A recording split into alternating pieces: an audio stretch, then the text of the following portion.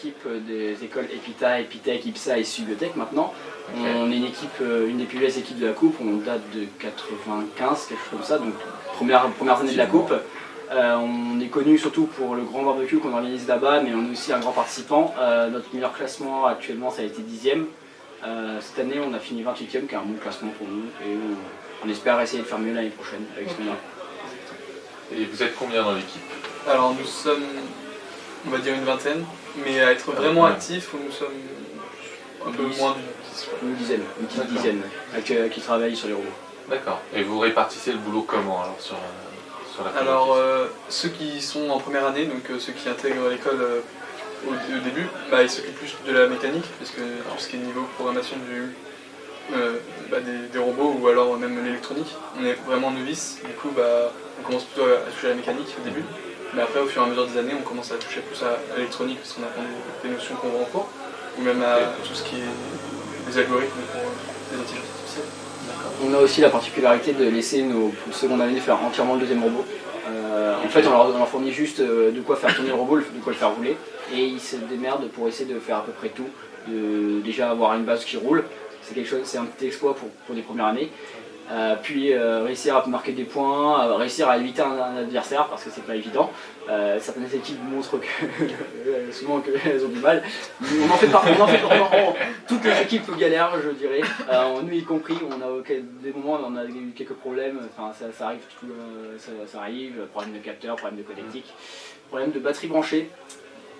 Au pire. On peut le laisser allumer, ça craint pas. Donc oui, on essaie de leur laisser faire la main sur le robot secondaire.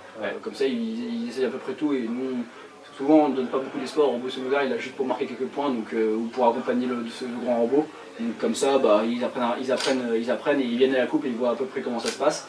Et les années suivantes, ils peuvent participer sur le grand robot parce qu'ils ont eu un peu plus d'expérience et au moins ils savent ce qu'il faut faire et pas faire, comme brancher une batterie à l'envers. Ça sent le vécu un petit peu. Non, mais par contre on a eu des problèmes de faux contacts sur le robot secondaire. J'ai eu une demi-heure avant le 4e match à la Coupe de France, donc il a grillé, il roulait plus. Donc on a réussi à faire tout ce qu'on faisait avec les deux robots, avec le grand robot, et on a fait notre meilleur score, je pense, sur les derniers matchs. D'accord. Est-ce que cet élément-là, il a été rajouté il était à l'arrière du robot, il était accroché à c'était une solution qu'on a fait au dernier moment parce que notre solution au départ ne fonctionnait pas, mais c'est pas grave. D'accord. Alors ils font quoi vos deux robots là?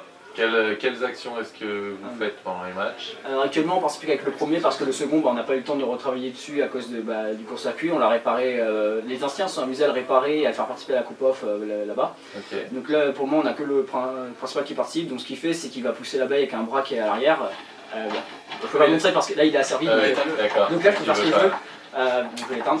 On a un bras à l'arrière qui va sortir et venir appuyer, lancer la baie. On a un bras à l'avant qui va permettre d'appuyer sur l'interrupteur et après on pousse les cubes et on a un système de bras en plastique qui va venir appuyer, ouvrir le disrupteur. Au départ on pensait faire un système de tourniquet au centre avec un canon pour pouvoir tirer les balles. Sauf qu'on a eu des problèmes de fabrication avant la Coupe de France et on n'a pas eu le temps de le faire, donc on a laissé tomber, on a dit qu'on y allait comme ça. Au moins on a fait quelque chose sur la table, on s'est pas ridiculisé comme les années précédentes. L'année dernière, le robot ne roulait plus du tout avant de partir. Il y a eu un problème de casse mécanique sur un des moteurs, donc il a été remplacé pendant la coupe. Donc ils ont pu somnoler que pour le dernier match et on n'avait rien de prévu, donc là on a fait 37 points je crois à ce match. Bon, au moins on a participé. Mais on n'y est pas allé pour rien, mais au moins cette année on a prouvé que si on s'y mettait à l'avance, on arrivait à produire quelque chose de qualité. Et ce robot-là, simplement c'est le robot secondaire. On avait prévu à la base qu'il empile les cubes.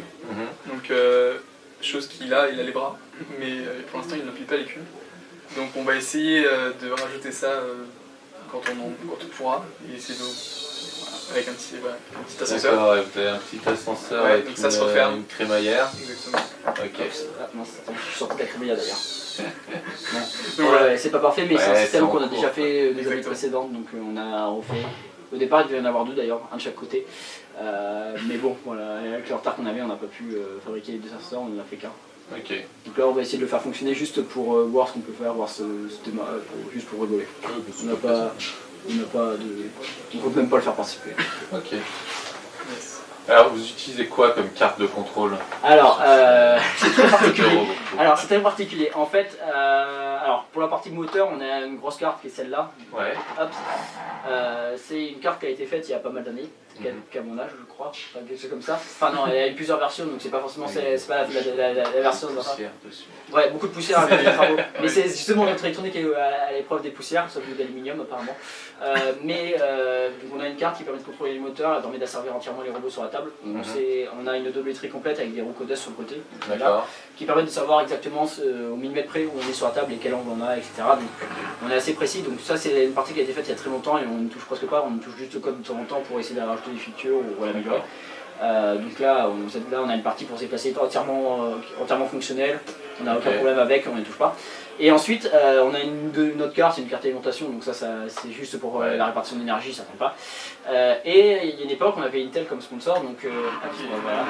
Donc il nous avait donné un jeu de cartes qu'on pouvait tester. Donc la dernière carte qu'il nous a donné c'est la Intel Edison. En fait la Intel Edison, la taille de la carte c'est juste la petite puce qui est là. Donc c'est une puce complète avec un processeur x86, il y a du Wi-Fi, c'est assez puissant et il y a un Linux embarqué dessus. Donc on l'a testé et en fait depuis on n'a pas eu le temps de passer à une autre version. Alors c'était pas si mal. Le problème c'est que c'est pas adapté à ce qu'on veut. D'ailleurs on a dû pas mal faire un petit peu hacker le kernel pour pouvoir réussir à mettre ce qu'on voulait dessus. Donc c'est pas forcément l'idéal. Pour moi ça nous satisfait pour la coupe, on n'avait pas le temps de faire autre chose. Mais maintenant on essaie de passer à autre chose, toujours d'avoir un Linux embarqué. C'est quelque chose qu'on fait depuis quelques années et qu'on apprécie. C'est plutôt sympa d'avoir un Linux. Et derrière on rajoute une carte au-dessus pour faire l'IO. Voilà. En fait la carte qui est en dessous, la carte bleue, c'est fourni aussi par Intel et c'est compatible Arduino, c'est des ports Arduino, donc c'est pour faire du Arduino mais avec un Linux. Vous pouvez mettre un shield Arduino classique Non, pas tout à fait, parce que c'est pas les mêmes connecteurs. Normalement c'est le même connecteur, mais après nous on a notre propre shield parce qu'on a des trucs assez précis, on a besoin de communiquer avec la carte moteur et c'est pas évident, on a de la pub d'alimentation, enfin des choses. Donc, oui, il faut un petit peu. On peut pas mettre un shield classique malheureusement. Ok. Si seulement vous pouvez. Mais ouais. Et donc vous avez pas fait l'abeille? Si. Alors au premier match, on l'a pas avec nous, elle est pas très belle. En fait on avait une première version qui n'a pas fonctionné, donc on en a refait une avant la Coupe de Belgique qui fonctionnait mais en impression 3D qui s'est cassée dans le transport, malheureusement. Donc on a décidé d'en faire une nouvelle version avec des patchs par rapport à la version précédente parce qu'on l'avait testé à la main, au moins pour voir ce que ça donnait sur la table. Ils nous ont dit ouais, on s'en fiche. Donc on avait testé. Donc on avait fait une nouvelle version prête à être imprimée, sauf que problème de fabrication, même chose problème pourquoi on n'a pas le reste de la méca dans les robots, c'est problème de fabrication, problème technique avec les imprimantes 3D, sur le choses. Donc on n'a pas pu la faire attendre, donc on a commencé à en fabriquer une en bois. Donc on a pris les modèles, on a essayé de faire les pièces à la main et en fait ça passait pas vraiment, donc on a réussi en hackant un peu le système, en collant les deux morceaux pas comme c'était prévu de faire une vraie abeille. On a testé, ça fonctionnait vachement bien. La Coupe de France, on a été un peu déçus, elle n'est pas partie au 2 premiers matchs parce que les tables n'étaient pas forcément très représentatives de ce qu'on pouvait s'attendre, avec la peinture notamment. Donc on s'est un peu coincé sur les rampes, donc on a réglé le problème, donc là elle fonctionne. Et ici, je sais pas pourquoi, mais la malédiction revient. Alors sur la table de entraînement, pas de problème. Par contre sur la table de match, je sais pas pourquoi, on a une malédiction avec ça. Enfin on a la même chose à la Coupe de France. L'abeille ne part pas, premier match.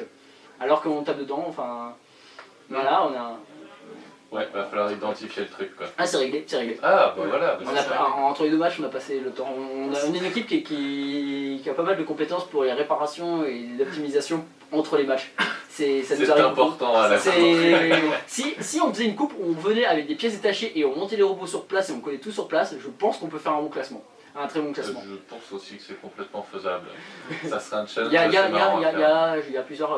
Je crois qu'il y a une unité qui organise ça, je crois qu'il y a l'unité de Cachan qui organise une coupe en 3 jours où l'idée c'est de monter des robots et on doit traverser la table aller de l'autre côté, donc éviter le robot adverse, éviter le décor et aller de l'autre côté quoi. En 3 jours c'est totalement faisable. Peut-être on essaiera peut-être parce qu'on a des bonnes compétences pour ça et les nouveaux ils aiment bien en fait. Ils aiment bien monter des robots au dernier moment et un peu à l'arrache. J'ai vu que vous jouiez du pistocol tout à l'heure. Ouais, c'est un des outils préférés de toutes les équipes. On va pas dire, il y en a beaucoup sur notre robot, on va pas mentir, on n'est pas des élèves d'école d'ingénieur mécanique, mais d'informatique. Normalement on est censé en avoir, mais cette année on est un peu on est un peu en sous-effectif mécanique. Le résultat, c'est que c'est des élèves informatiques qui font la mécanique, donc on n'a pas la formation, on n'a pas, donc c'est l'improvisation. Toucher des kernels que.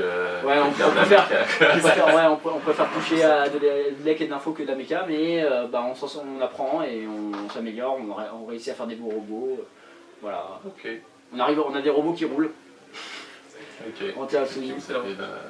Et le panneau que joli nous avons panneau fabriqué le lundi avant la Coupe de France. C'est-à-dire que ça veut dire combien d'heures avant le départ, 9 heures avant le départ, fabriqué 2 heures avant le départ. Enfin avant on avait autre chose, on avait une plaque, sauf que la Coupe de Belgique ils ont été tatillons parce qu'on voyait pas bien que c'était allumé. Donc on a fait bon, on va remplacer. Voilà, il n'y a pas de code dedans, vous n'avez pas eu un... Non, c'est juste une pile branchée avec un... Ah, il y en a beaucoup ont fait ça.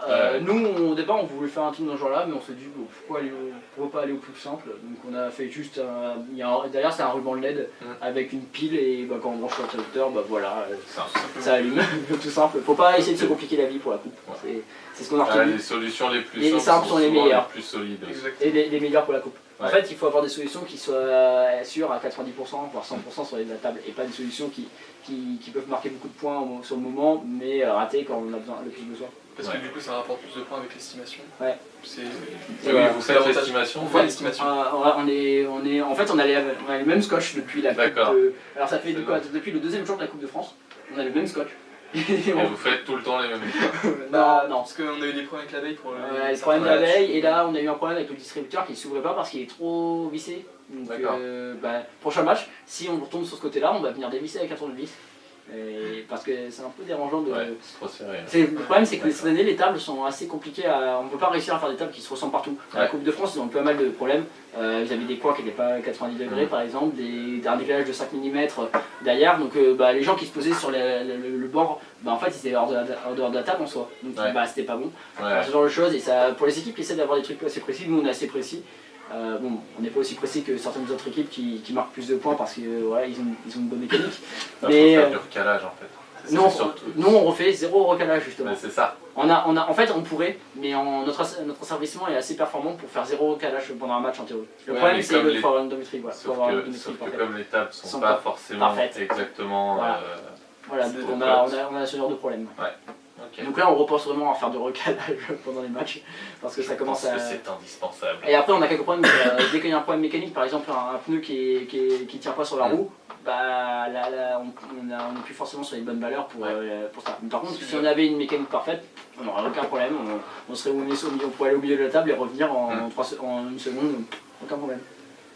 Surtout qu'on peut se permettre d'avoir de la vitesse avec le robot. Voilà. Plutôt que ça. Enfin surtout celui-là c'est plutôt un bricolage, la partie mécanique. Mais surtout la partie, c'est un peu du bricolage un peu partout, mais... Mais c'est des premières années qu'ils l'ont fait, donc voilà, j'étais là juste j'aurais donné juste la partie, vous avez une structure, mettez ce que vous voulez dedans. Ils remplissent. Ouais, ça. Donc on trouve régulièrement les mêmes éléments. On a essayé de faire à peu près j'aurais donné juste la structure, la même structure, comme ça au moins ils avaient quelque chose de semblable. Et ils ont rempli avec, en essayant de rajouter ce qu'ils nous sont exactement. Je pense qu'on va celui-là il est pas mal, donc on va peut-être le retravailler un petit peu, mais surtout pour la partie comment on stock les decks, parce que c'est pas super ouf, surtout la partie avec les étages. C'est un bricolage, c'était fait au dernier moment. Par contre, là non plus, les decks là c'est pas super sécure, on n'est pas précipité à trop, donc on pense plutôt dédier un côté du robot ou mettre tous les decks d'un coup, comme ça on n'aura plus de problème. Merci beaucoup. Et puis bonne chance pour les matchs qui suivent. Merci à vous. On va essayer de régler les problèmes. Faire fonctionner. Et on va essayer de marquer nos 142 points. 152 points. 152 points. Ouais. Avec l'estimation on est à 152 points. Avec l'abeille. Là elle part. Pour moi elle part donc ça va. L'abeille et le distributeur. Exactement. Merci.